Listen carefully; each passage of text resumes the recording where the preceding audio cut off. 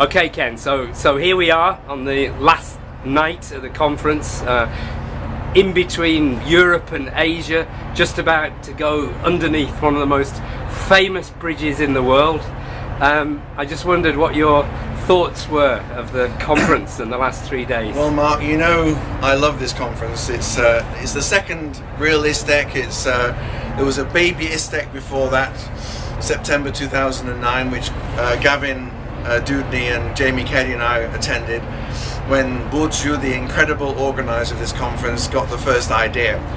And you asked me to reflect on what this conference means. And it's such an emotional time for us, this. I mean, there's something very, very special, and you try and analyze what it is that's so special about this conference. And I think it's the fact that Burcu, who I think of as a close friend, had this idea for this big conference, a 2-day conference here in Istanbul. This is a city which has a lot of conferences for English teachers. Most of the main private organizations organize one, but they organize 1-day conferences. It always takes place on a Saturday, and it's free to the participants. And Burcu said, I want a 2-day conference, and I'm going to charge, make it bigger and more interesting and more spectacular. And it is big and spectacular, but it's also somehow really quite intimate. You know, the lecture hall is vast, there's 1,000 people there, and yet somehow people who attend it feel very connected to all the speakers. So this extraordinary kind of combination of enormous and intimate, and this fantastic atmosphere. And we always talk about atmosphere at conferences, but there's something about the fact that 15, 20 nationalities have chosen to come to Istanbul for this conference. What is it that drew them here? Maybe it's the connection, the social networking. A lot of people find out about ISTEC via Twitter, via people's blogs, by Facebook, and something the atmosphere transcended those social networking sites and brought people here. So that's a long and rather involved answer to it. That's my first reflection. My second reflection, I think, is the sight of people who've never done a presentation before, how excited they got about it. Thinking in particular, or some people have never done a presentation in a foreign country before. There's a girl called Anya here who came from Poland and did a presentation for the first time in Istanbul. She had a full house talking about drilling. You know, it was great for her. She just came out of that feeling so excited that people had come to listen to her. And there's this wonderful excitement for new presenters. And I think ISTEC, maybe more than IATEFL, because IATEFL is such a vast event. And are we going past the bridge? Yeah, we're just under the bridge. We're under the bridge. Yeah, we're just Please under look the at bridge. this building Yeah, here, though. yeah, This is where old and new meet. The bridge over the former palace. Okay. And I think the other thing that occurs to me is this. That's fantastic, isn't it? When you look up at the blue light on the bridge. It's beautiful. Wonderful. It's beautiful. Isn't it? Yeah, I think probably because I just feel very emotionally involved with this conference, more than just about any other conference in the world. And I think that's partly because I met Burcu before she even worked for ISTEC, and people that knew her from the old days, and she told me, I'd like to do something. When she got the job with the ISTEC organization, a conference like this was almost the first thing she wanted to do. And so I feel quite honored that I knew her from those days, and maybe gave her a bit of advice about who to invite and what to do. And really, I think the only problem she faces now is she has had so many fantastic people speaking at this conference. She had Dr. Jack Richards came to talk in Istanbul. Jack, who is world famous and, you know, lives down in the Antipodes, Australia, New Zealand. That's where he lives and where he's from.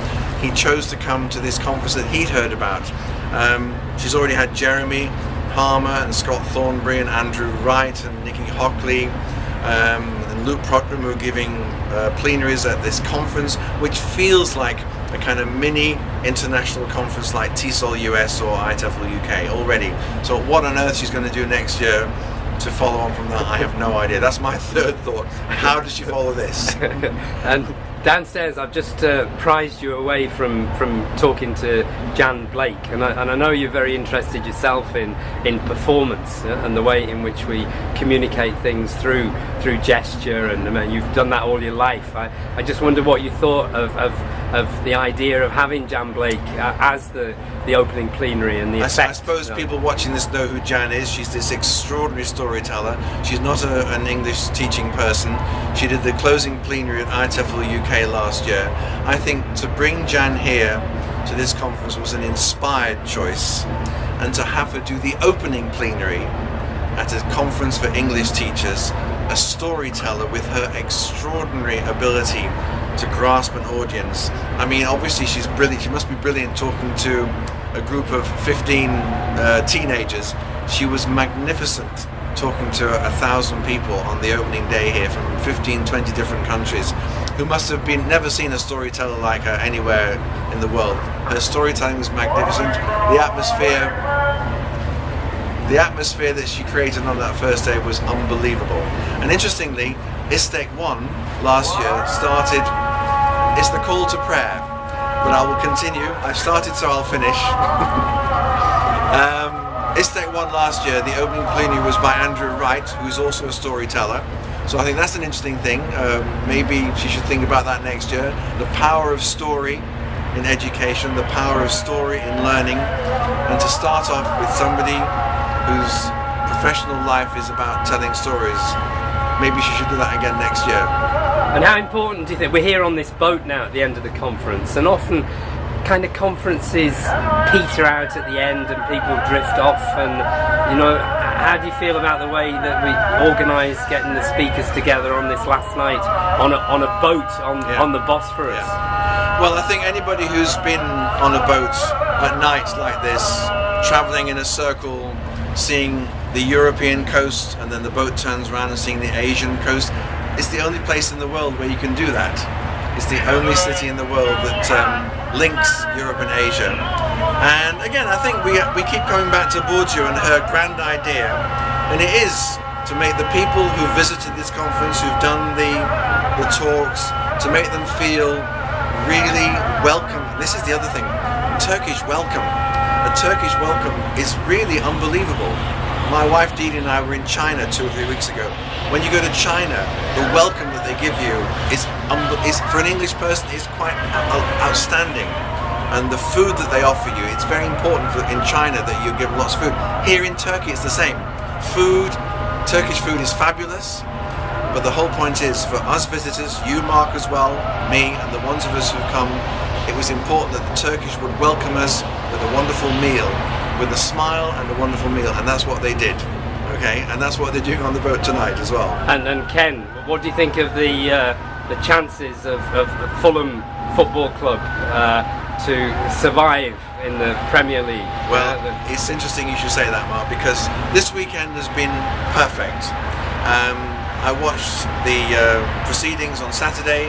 Here on Sunday I delivered 2 talks, and then of course there was Scott's final plenary, and there's a magnificent dance troupe. And then I went back to my room thinking this weekend could be ruined if Fulham haven't beaten Blackpool. And I turned on my computer and saw the score, Fulham 3, Blackpool 0, and I screamed with joy. This has been the most perfect weekend of my life so far. Fantastic, Ken. Thanks ever so much. You're welcome, mate. Cheers.